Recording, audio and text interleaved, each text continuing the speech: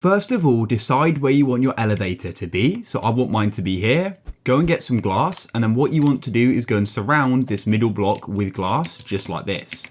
And then what you need to do is go and stack up as high as you want the elevator. I want it to be this height, and then what you need to do is go and get a bucket of water and go and place it just like so, right at the top. And now what you need to do is go and get some kelp, because kelp is going to make each water its own source block. So then what you want to do is go down and hold shift to get right to the bottom.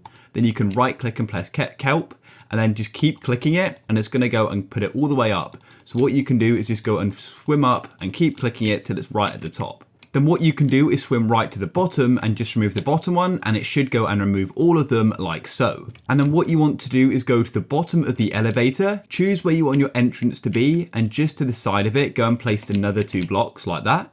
And then what you want to do is go and remove one of the blocks so you can get to the elevator, but quickly have a sign, because then what you can do is place it like so. You don't have to write anything, and it goes and stops the flow of water like that. And then what we can do is have an up elevator or a down elevator. If you want an up, you'll need to use soul sand. So go to the bottom of the elevator, remove the bottom block, and then place it just like so.